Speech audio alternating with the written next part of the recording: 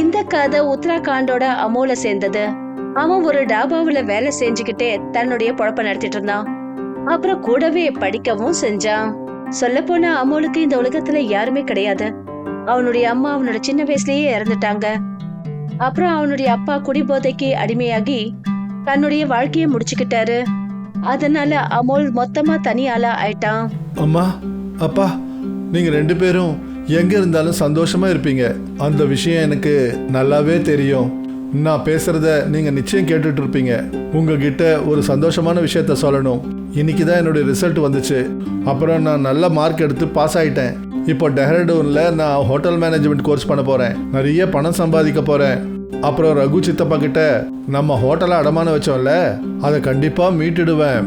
ஆக்சுவலா விஷயம் என்னன்னா, அமோலோட நிலைமை இதே மாதிரி எப்பவும் இருந்ததில்ல. சின்ன வயசுல அவனோட அப்பாவுக்கு ஒரு பெரிய ஹோட்டல் தொழில் இருந்தது. ஆனா சொல்லுவாங்கல்ல, நல்ல விஷயங்களுக்கு கண்ணு பட்டுடணும்னு. திடீர்னு அமோலோட அம்மாவுக்கு உடம்பு சரியில்லாம போயிடுச்சு.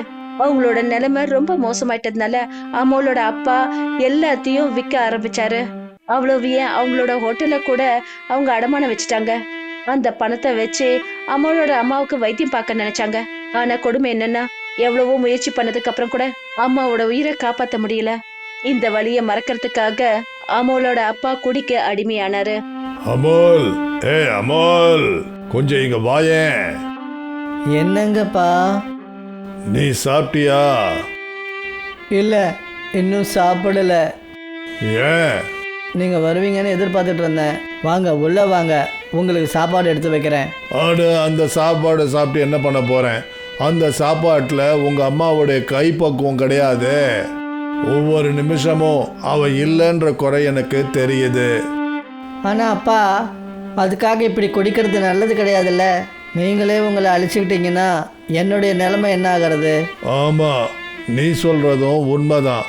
நான் பெரிய தப்பை தான் பண்ணிக்கிட்டு இருக்கேன். சரிப்பா, நாளைக்கிலிருந்து இந்த குடியை நான் விட்டுடுறேன். ஆனால் நீ எனக்கு ஒரு வாக்கு கொடு. நான் எப்படியாவது அந்த ஹோட்டலை ரகு கிட்டேருந்து மீட்டு கொடுக்குறேன்னு. நான் உங்களுக்கு வாக்கு கொடுக்குறேன்ப்பா. அமோலுக்கு ரொம்ப சந்தோஷம். ஏன்னா அவங்க அப்பா இனிமே குடிக்க மாட்டேன்னு அவனுக்கு வாக்கு கொடுத்தாரு. ஆனா மறுநாள் காலையில அமோல் தன்னோட அப்பாவை எழுப்ப போன போது அவரும் இந்த உலகத்தை விட்டு போயிட்டாரு. பாவம் அமோல் இப்ப இந்த உலகத்துல தனியா ஆளாயிட்டான். அம்மா அப்பா இறந்ததுக்கு அப்புறம் கூட அமோல் தோல்வியை ஒத்துக்கவே இல்லை. அவன் தன்னுடைய படிப்பு எதிர்காலத்தை தன்னுடைய தோல்ல சுமந்துக்கிட்டான். ரகு சித்தப்பா கிட்ட எந்த ஹோட்டல்ல அவங்க அடமானம் வச்சாங்களோ அதே ஹோட்டல்ல வேலை பார்க்க ஆரம்பிச்சான். அமோல் ராத்திரி பகல்னு ரொம்பவே நேர்மையா உழைக்க ஆரம்பிச்சான். ஆனா அதுக்கு பதிலா அவன் ஆயிரக்கணக்கான கஷ்டங்களை எதிர்கொள்ள ஆரம்பிச்சான். ரகு அங்கிள், நான் உங்ககிட்ட கொஞ்சம் பேசணும். சொல்லுப்பா, என்ன விஷயம்? நான் ஹோட்டல் மேனேஜ்மெண்ட் கோர்ஸுக்கு அட்மிஷன் வாங்கணும். ஆனால் அதோட ஃபீஸ் கொஞ்சம் அதிகமாக இருக்குது. உங்களால் எனக்கு கொஞ்சம் பணம் கடன் கொடுக்க முடியுமா? நான் சீக்கிரத்திலேயே திருப்பி கொடுத்துட்றேன். பாவம் அமோல் பணம் பற்றாக்குறையால அவனால காலேஜ் அட்மிஷன் வாங்க முடியல. அவனுக்கு பணம் ரொம்ப முக்கியமா இருந்தது. ஆனா அப்படி இருந்தும் அமோலுக்கு உதவி செய்யறதுக்கு பதிலா ரகு அங்கிள் அவனை திட்ட ஆரம்பிச்சாரு. என்ன சொன்ன? உனக்கு பணம் வேணுமா? இப்படி கேட்கறதுக்கு உனக்கு வெக்கமா இல்லை? ஒழுங்கா உன்னால ஒரு வேலையை செய்ய முடியல. மாசத்துல பாதி நாள் பறிச்சேன்னு சொல்லிட்டு காணாம போயிடுற. இவ்வளோ விஷயங்களை நான் சகிச்சுக்கிட்டு உனக்கு இன்னும் பணம் கொடுக்கணுமா? ஆனா ரகு அங்கிள், அந்த பணம் எனக்கு படிப்புக்காக கேட்கறேன், வேற எதுக்காகவும் கேட்கல. தருதல, என்னையே எதிர்த்து பதில் சொல்றியா? இங்க இருந்து கிளம்பு, போயிடுங்க இருந்தே. ரகு அங்கிள் சொன்னதை கேட்டு ரகுக்கு ரொம்ப கவலையாயிடுச்சு. இப்ப அவனுக்கு என்ன பண்றதுன்னே எதுவுமே புரியல. பாவம் அவனுடைய சூழ்நிலை, அவனுக்கு காலேஜ்ல அட்மிஷன் கிடைக்கல. அப்புறம் அவனுடைய கனவு சுக்குநூறா உடைஞ்சிருச்சு. என்ன மன்னிச்சிருங்கப்பா, என்னால காலேஜில் அட்மிஷன் வாங்க முடியல. என்னால உங்க கனவை எப்படி நிறைவேற்ற முடியும்? என்ன மன்னிச்சிருங்க, என்ன மன்னிச்சிருங்க. இருள்ல மூழ்கி இருந்த அவன் அழுதுகிட்டே தூங்கிட்டான். அப்பதான் அவன் ஒரு கனவு கண்டான். ஒரு பிரகாசமான வெளிச்சம் அவன் முகத்துல பட்டுச்சு. அமோல், கண்ணா அமோல், கண்ணை திறப்பா. யார் அது? என்ன உனக்கு தெரியல? அப்பா, நீங்களா? நீங்க திரும்பி வந்துட்டீங்களா? என்னை விட்டு போயிடாதீங்க, நான் சோர்ந்துட்டேன். இந்த உலகத்துல நீங்க தவிர எனக்கு யாரும் இல்லை. அப்படியெல்லாம் சொல்லாத கண்ணா. யாருக்கு இந்த உலகத்துல யாருமே கிடையாதோ அவங்களுக்கு அந்த கடவுள் துணையா இருப்பாரு. அப்புறம் அந்த கடவுளே உங்கூட இருக்கும்போது நீ ஏன் தோல்வியை ஒத்துக்கணும்? இல்ல, கடவுள்ன்றவரே கிடையாது, அப்படி இருந்திருந்தா எனக்கு இந்நேரம் அட்மிஷன் கிடைச்சிருக்கோம்ல. அப்படியெல்லாம் சொல்லக்கூடாது கண்ணா. அப்படி கடவுள் ஒரு வழியை மூடிட்டாருன்னா இன்னொரு கதவை நிச்சயமா திறப்பாரு.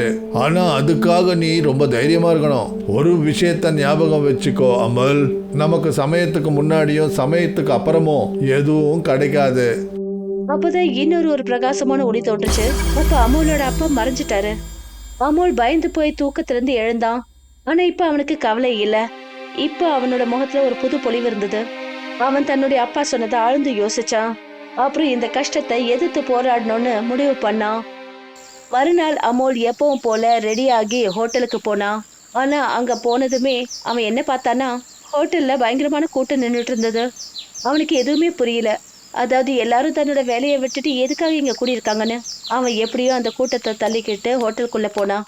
அப்புறம் உள்ள போனா அவன் ரொம்ப அதிர்ச்சி ஆயிட்டான். அங்க பார்த்தா, அதாவது டிவியோட பிரபலமான ஷெஃப் இன்னைக்கு அதே ஹோட்டலுக்கு வந்திருந்தாங்க. அங்கதான் அவன் வேலை செய்யறான். அங்க அவங்க ஒரு ஷோவோட ஒரு முக்கியமான தருணத்தை ஷூட் பண்ண வந்திருந்தாங்க. இங்க பாருங்க, அமைதியா இருங்க. உங்க எல்லாருடைய அன்பை பார்த்துன்னா ஆச்சரியத்துல உறைஞ்சு போயிருக்கேன். நீங்கெல்லாம் என் மேல இவ்வளவு அளவுக்கு அன்பு வச்சிருக்கிறதுனால சந்தோஷமா இருக்கு.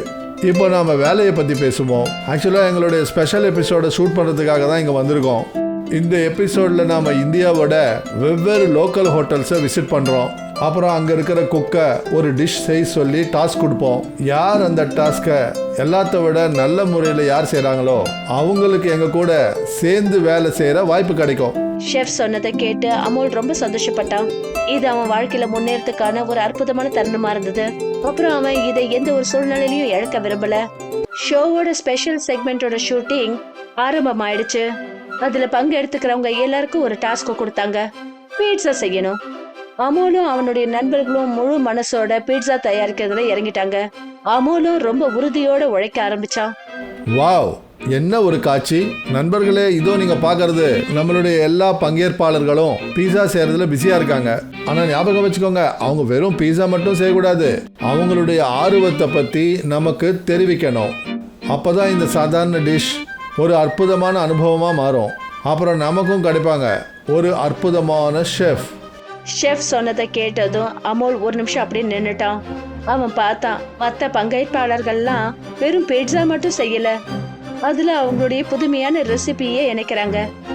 இத பார்த்ததும் அமோலோட கவனம் செதறிச்சு.